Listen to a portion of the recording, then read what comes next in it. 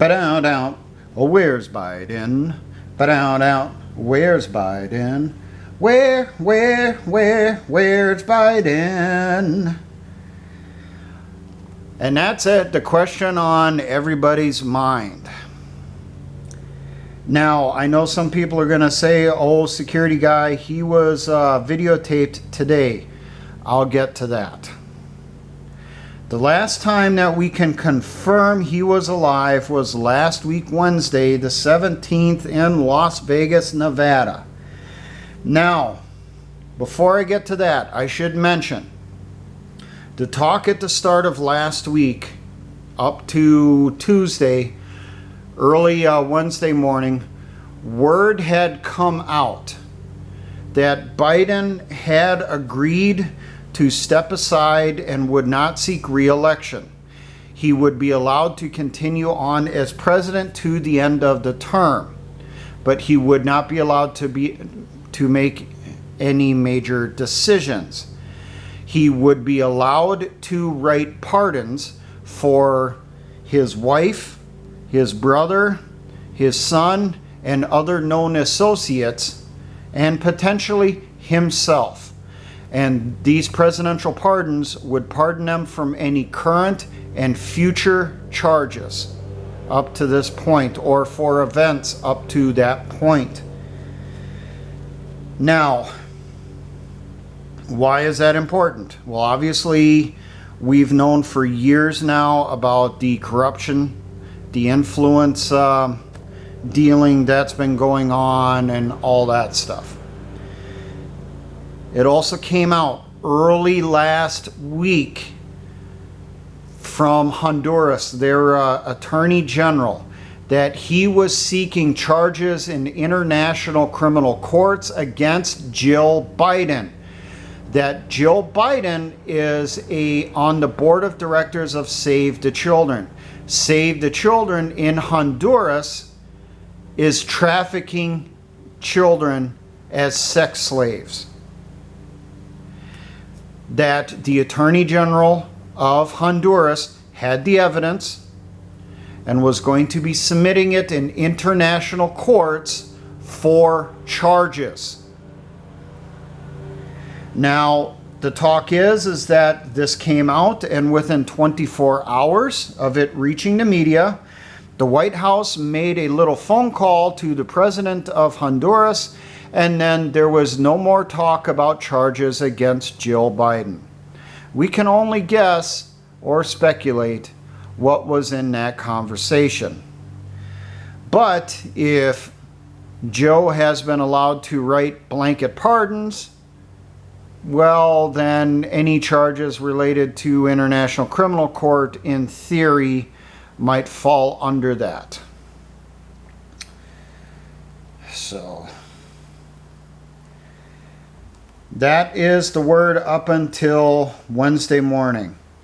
Now, Wednesday, during the daytime, and I got this from reading accounts from reporters who were there,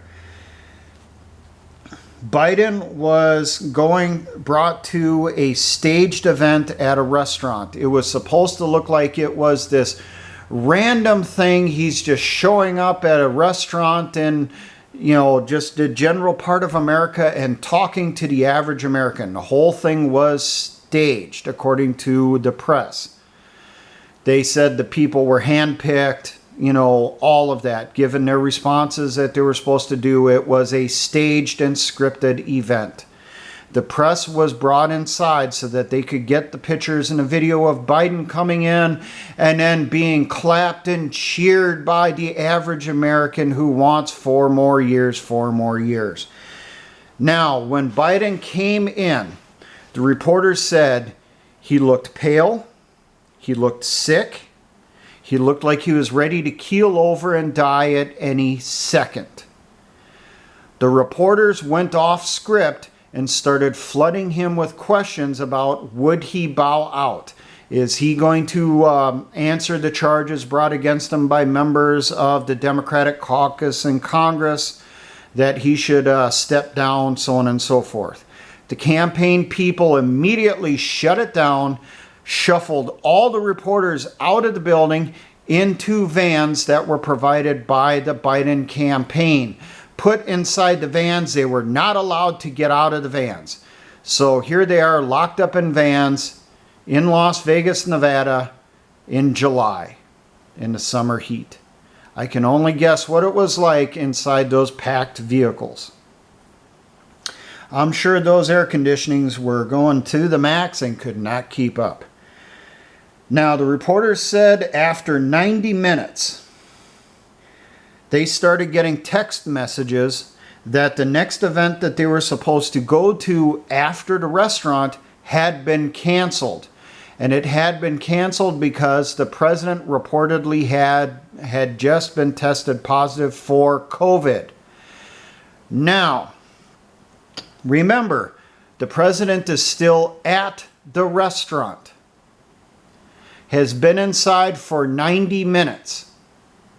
And now magically it's being reported or put out there that the events are canceled till further notice because he has COVID. Now, sometime during this, the Secret Service rushed Biden out of the restaurant into a vehicle and to a hospital without notifying anyone. They kept some of the Secret Service people back at the restaurant to make people think he was still there.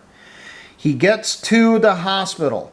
Staff in the hospital said that immediately as soon as the Secret Service showed up, they clamped the place down hard. No one was allowed in, no one was allowed out, no one was allowed to talk, no one was allowed to make phone calls, send text messages, nothing.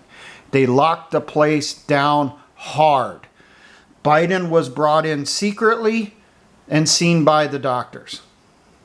We do not know what happened. Now, did they do a COVID test then? Maybe, and it's probably the fastest COVID test in history for processing the results.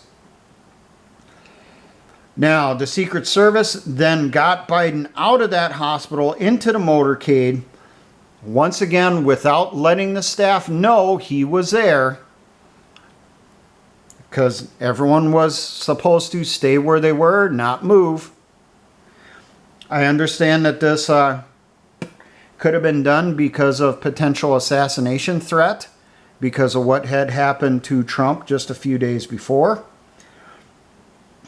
But it could be they didn't want people to see what was actually going on, how bad he actually was. Now, he gets to Dover Air Force Base, I think is what I had seen listed, outside Las Vegas. He is then brought onto the tarmac close to Air Force One. Watching footage from C-SPAN because they were in closer than everyone else. Biden gets out of the vehicle and he shuffles his way to Air Force One, and he enters on essentially the servant's entrance into the cargo hold of the aircraft. Now, as soon as I seen him walking there, the way he was moving, the way he looked, I recognized right away he is sick as shit. I have been that way in the past. Was it COVID? Doubtful. He's not coughing, not sneezing. There is no face mask, nothing to indicate any type of respiratory virus or ailment at all. No symptoms, nothing. But he looked exceptionally bad. He slowly climbs the steps into Air Force One. Now, staff that were on Air Force One leaked this afterwards. They flew from Nevada to Delaware as fast as they could. They were maxing out the speed on the aircraft. The staff on board said that the plane was shaking with how hard it was being pushed. They get to Delaware. Biden is taken off the plane. The staff is not allowed to see him. He's put in a motorcade, taken to the Biden compound in Delaware, where he is immediately put on lockdown. No press or anyone is allowed to see him except the authorized people. The next thing we got on him is Saturday, the statement coming out that he is not going to seek re-election. There's some weird stuff that happens after that, which I will get into. Now, earlier today, there was postings from Laura Loomer and others who follow stuff in DC exceptionally closely. The types of people who have informants all over the place. According to them, a coup was launched against Biden late last week. He has been removed by the party as being the candidate. He also reportedly is in charge of nothing. He is president in name only. The power has been removed from him. And he is essentially being kept under house arrest in Delaware. That's the word that was coming out on that. On Sunday, Biden's brother, Frank, who is his youngest brother, made a statement to the media and also did some social media postings. The quote here is, and this is from Daily Mail out of the UK, who got it from CBS and ABC. They both reported the same statement, the same words. Biden's brother said, "Selfishly, I will have him back to enjoy whatever time he has left." End quote. Now, the people that are saying that a coup is going on, they said Biden is dying. He does not have long left, only a few more days at most. That is why he's not being seen by the public.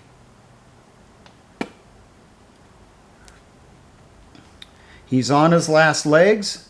The entire Biden family reportedly has gone to the Biden compound in Delaware and has been there for days.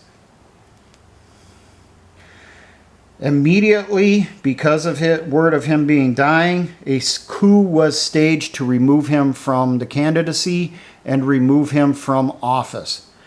Now,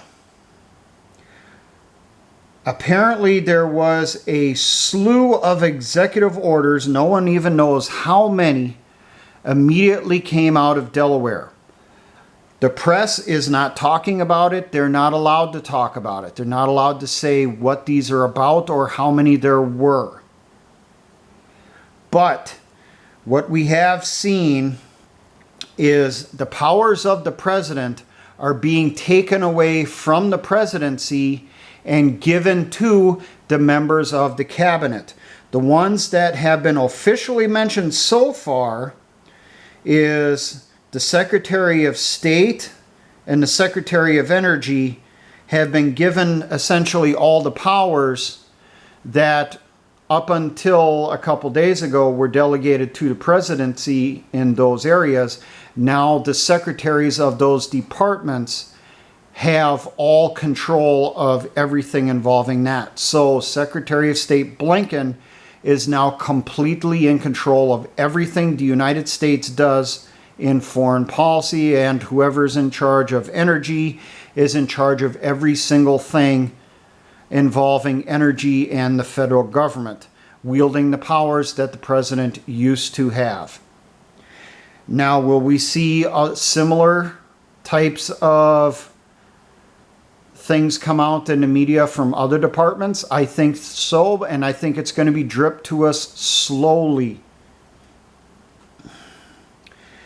Now, the talk is, the reason they are doing this, they're stripping the powers from the president because by the end of this week, Kamala will be sworn in as the President of the United States to finish the term until January of next year.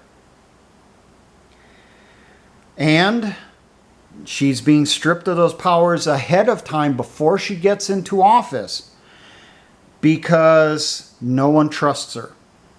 No one in the White House, no one in the Democratic Party. This whole thing about, oh, she's oh so popular, she'll beat Trump easily, she's so loved, is bullshit. I've told you this for months now, for years.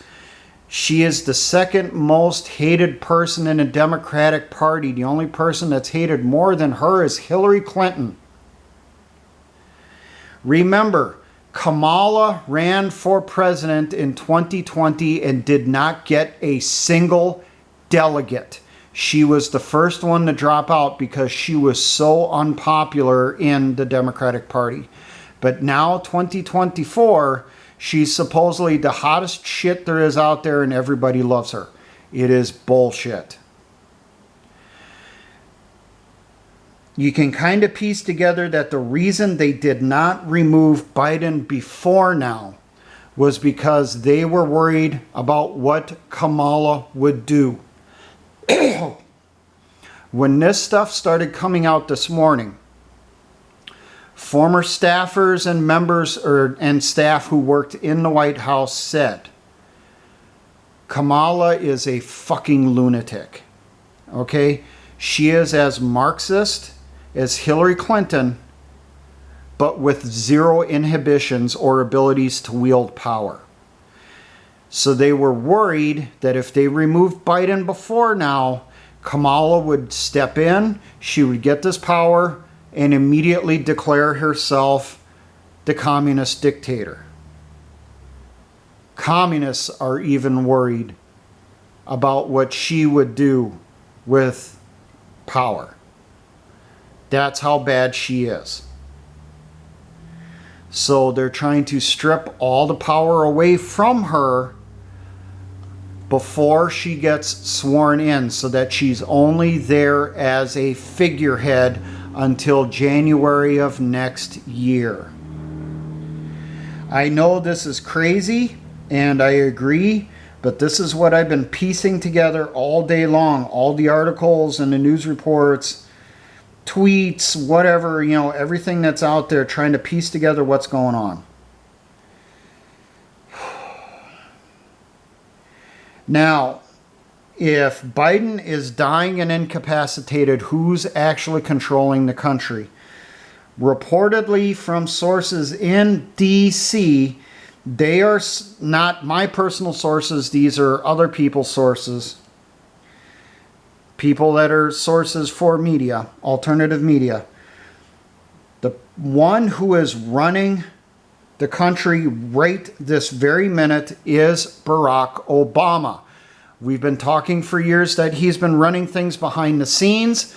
Well, apparently he's doing it openly now.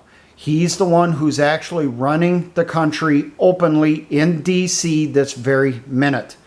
And he and Eric Holder are reportedly looking for a vice presidential candidate for Kamala. Now, if, and it's a huge if, the Democratic Party does accept Harris as the presidential candidate, the person to be careful of is the vice president. Because the rumors are Obama is trying to pick someone to be the VP who not long afterwards will take over the presidency and reassume all the powers of the president at that point. They will get Kamala out of the way one way or another. They could do it through scandal, they could do it through plane crashing, they could do it through a heart attack, who knows. Maybe she chokes on a dick and suffocates. I got no clue. But that's kind of what's going on. There's a lot of cloak and dagger, especially dagger stuff going on behind the scenes in this whole situation.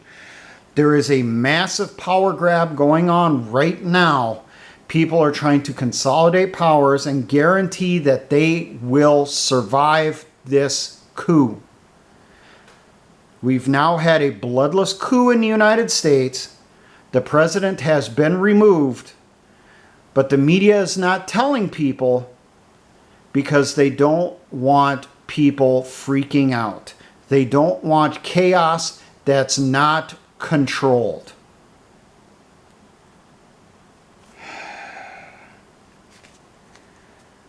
Now, I have talked to a few people about this situation. Pretty much every one of us are saying it's a wait and see thing. Anything can happen now. It's extremely fluid. When I discussed this with Bug Out Bushido, he said he doesn't doubt that a coup did occur, that the deep state tried to take out Trump and failed. So they continued with the next step in the plan, which was remove Biden. Now, because everyone is looking at them because of the Trump stuff, and their fingerprints is getting to be more and more obvious on the stuff with the Trump assassination attempt, that maybe they're just going to go full on obvious in the open soon. But they're trying to hold off on that. So they're removing Biden kind of behind the scenes right now, getting all the ducks in a row and that stuff. And then it's going to be obvious in your face the country's been overthrown and taken over. So, me personally, what I think is going to happen, I think later this week we're going to get word that Kamala has been given the presidency under the 25th Amendment. We will get told that Biden is in serious medical condition. Not long after that, we will hear that Biden died. Now, will they blame COVID or what will they say? I don't know. It's just a guess, and whatever reason they give is just window dressing anyway. A lot of people think that he's actually just been offed one way or another. He's not even above ground right now. He has assumed room temperature already as of today. Next thing that we'll see after this is another attempt on Trump's life that will be successful. How this will be done, I do not know. Now, it did come out last week when I was listening to stuff with InfoWars to find out what the King of Conspiracies had to say. He was reporting that people in D.C. were freaking out. This is before Wednesday, so like Sunday through Tuesday. He was reporting that people in D.C. were freaking out in Homeland Security and the Pentagon. The reason they were freaking out is they got word of tactical nukes have been authorized for use on U.S. soil. Now, I know people are going to say it's crazy. Security on that stuff is too tight. There's no way that one would be used to kill Trump. I would say yes for the ones that are officially in the inventory. And I would like to remind people that when Obama was in office, and this was a huge scandal when this happened, 8 nukes disappeared from the U.S. inventory. Think about that. Check on it yourself. You're not going to find it with CNN, ABC, NBC, Fox News, Newsmax, or anyone else. It will only be in alternative media. They reported on it heavily back then, that 8 nukes were reportedly loaded onto a semi for transfer from one Air Force base or one Air Force storage facility to another. That semi never arrived. The nukes went missing. The only one who can authorize a transfer of nukes is the president. So the Obama White House had authorized a transfer of 8 nukes that disappeared. A lot of speculation has been going around as to what happened to those. And the talk is, one of those nukes, or more than one of those nukes, will be used with an attempt against Trump. He will just happen to be near one of those that goes off, as, you know, a few others go off at the same time. And then we'll all be told, you know, it was Iran that did it. They built the nukes. They just nuked us. Even though reportedly they didn't even develop the capabilities to produce fissionable material till the end of last week. You know, we're supposed to believe that Iran will have made multiple nukes in that 1 week period and somehow was able to smuggle them into the United States. And oh my God, American cities have just been destroyed by Iranian nukes. Am I saying that that's the for sure way they're going to kill Trump? No. There's tons of different ways that they could do it. And reportedly, Trump is not trusting the Secret Service anymore because he now realizes they were in on the attempt to kill him. He is contacting private security companies. One of them is Blackwater. Blackwater reportedly has been bringing in retired military personnel, retired Spec Ops veterans, and they are the ones taking over the security for Trump secretly. Other veterans in the security industry have reportedly been contacting the Secret Service, or Trump's security team, I should say, no longer Secret Service. They're contacting Trump's security team, offering their services also. So they'll figure out a way for something to happen to Trump. You can guarantee there's people on the inside, potentially on his own staff. But they're going to go after Trump one way or another, take him out. Potentially they'll take out J.D. Vance, but I just do not have a good feeling about J.D. Vance. I just do not trust him at all. Okay, whenever I've heard him talk, he seriously reminds me of that dickhead that's in every military unit. That dickhead that you can only trust half of the time, because the rest of the time he's always plotting ways to make everyone else look bad and him look good, so that he's the one that gets the attaboy even though someone else did all the work. I just get that feeling from J.D. Vance. I just do not trust him. He just seems too much like the stereotype Blue Falcon we used to have in the military. The guy that was always shamming off, but then when the awards came around, somehow this asshole always got an award, always got a promotion, because supposedly he was the best soldier in the unit, even though he was the biggest shitbag and did the least amount of work out of anyone. Now, if they take out Trump, soon after, I think they will kill and arrest alternative media people. So anyone who would question the narrative, and don't drop it that they're taking notes right now, the deep state is taking notes, who are the ones questioning the shooting in Butler.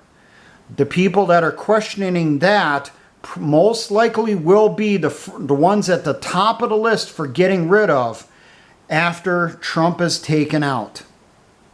They will be the first ones who will have car accidents, they'll commit suicide, they get arrested for kiddie porn, or, you know, they were part of some drug smuggling operation, whatever. You know, they'll just be gotten rid of. Their websites scrubbed, no, you know, their existence erased from history. As that's going on, or soon afterwards, I think that's when you're going to start seeing they will start going after figureheads of the militia movement and the patriot movement. That is the time period when they will go after people like Mark Kernke up in Michigan. And I suspect that when they go after the militia people, those for sure are the ones where they're not going to take any prisoners. They're just going to go in, kill the militiamen and the entire family, and then you're going to see a local news story about, oh, Mark Kernke went crazy, killed his wife and entire family and associates, and then committed suicide last night. And then you'll get the big thing about how he was a nut job in the 90s, so on and so forth. They've already written up the scripts on what they're going to say for everyone. Now, am I potentially on the list? Who knows? This is where the whole, having those emergency contacts comes into play here. When they start going after the big names in the movement here, we need to get the word out. And then everybody else needs to make the decision at that point. Are you going to disappear and go to the woods? Or disappear into the inner city? If you're inside the big city, you got your little location you're going to disappear into in the sewers or the tunnels or, the rundown part of town, whatever it may be. Or are you going to stick it out because I got bills to pay and a family to support? We're all going to have to make that decision soon, it kind of looks like here. I hope I am wrong. I hope every single thing I've put out in this video turns out to be wrong. Now, I'm going to approach the... I'm going to take a drink here first.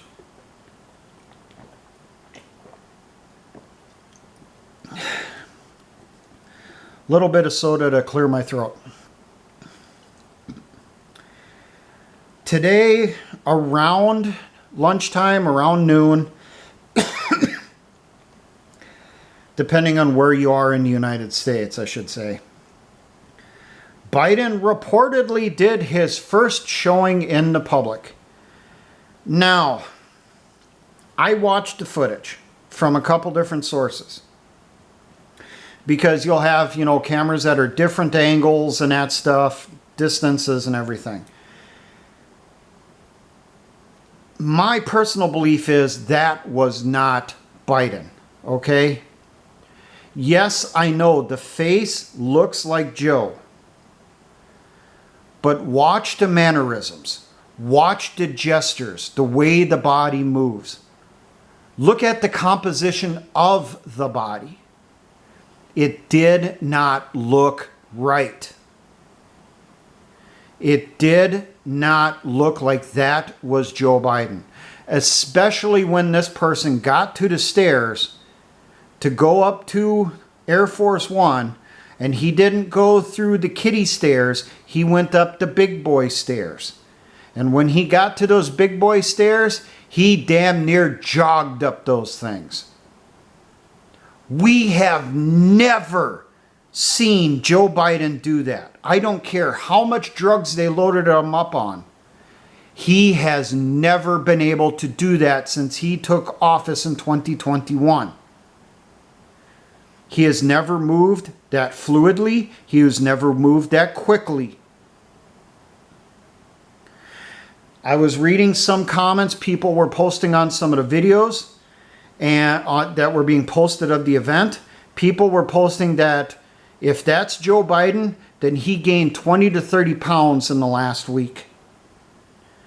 Because that Joe that we seen in the footage was a lot fatter than the one that we seen last week. Others were pointing out, look at the hair. The hair is a lot thinner. There's a lot less of it than we seen for Joe Biden even last week Wednesday. So did he literally lose half the hair he had remaining over the last 7 days?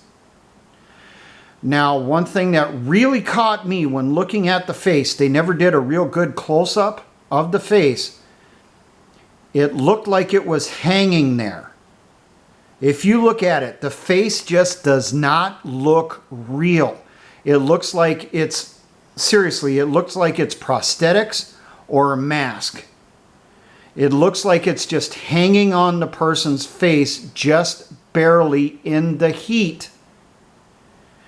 What facial gestures you see do not look right. Especially look at when he's standing at the top of the stairs at Air Force One. It literally looks like the mask or the face is drooping off of his body like it is melting. So I do not believe that was Joe Biden that we seen loading up onto Air Force One today. Now, reportedly, I will also address this. There was a phone call on Monday of Joe Biden congratulating Kamala and giving her his blessing for running for president. I pointed out as soon as this came out that the technology for being able to fake a voice over a phone call has existed for over 40 years. And I can guarantee it has only improved since the 1980s. Why do I say that? Because you even have them showing how to do it in movies from the 1980s. That's how I say it goes back to at least then. Now, reportedly, some people have taken a shot or recording of Biden's message to Kamala on Monday, and they have put it through different analyzers and that, and they've been able to even figure out which program was used to make the fake message. I didn't write it down, but there was a specific program that everyone was citing that this is the one that most likely was made to make that message. It was not Joe Biden speaking. You'll have to do the research on that one. But there is videos on that where people are analyzing it and have come up with that info.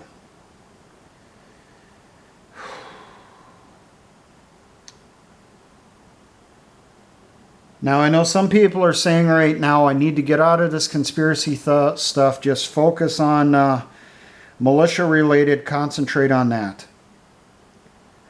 Why am I covering the stuff with the Trump attempted assassination and this potential coup against Biden?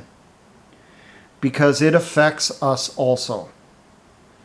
They're going through right now potentially eliminating the people in power, one of whom, well, actually both of whom, are considered kind of the figureheads of their movements. One for the right, one for the left. One for patriotic America, one for the democratic socialists. Eliminating them. What have I said would happen?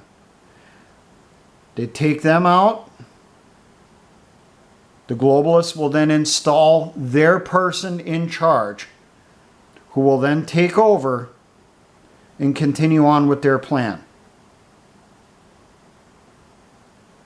That plan ultimately will involve us, taking us out. How long do I think we have left? I don't know. I really don't. But ever since I came across the reports this morning about a potential coup against Biden, I've just been having flashback after flashback here reminding me of what it was like waiting those final minutes before an operation would begin. You know, we're all ready, we're all prepared, we all know something's going to happen. You know, we all have anxiety about the whole thing. We're scared that we could, get hit, get taken out. We're also exhilarated that we're finally going to get up, go against the enemy, that we're going to get this operation over with, because the sooner we get the operation over with, we're going home. I've just had these flashes all day long of this.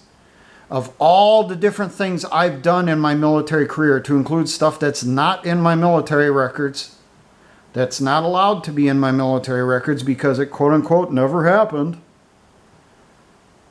I wasn't spec ops, but, stuff like that happened over the global war on terrorism. You participated in things that officially didn't occur and you weren't allowed to talk about. We all had those moments.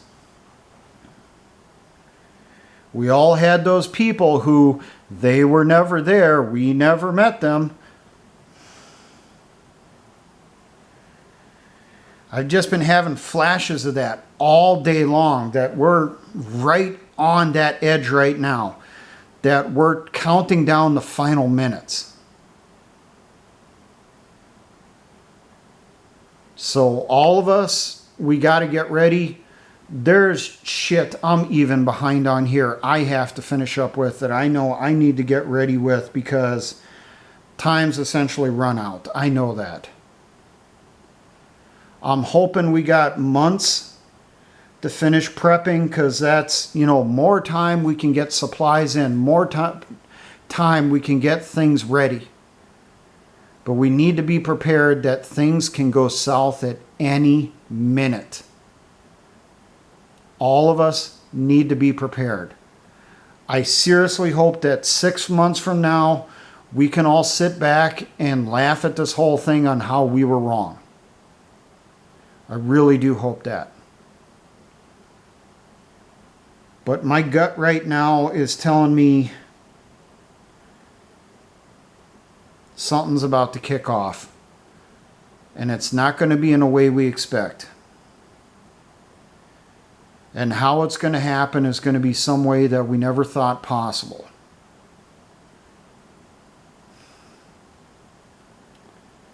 As the Marines say, semper gumby, be flexible,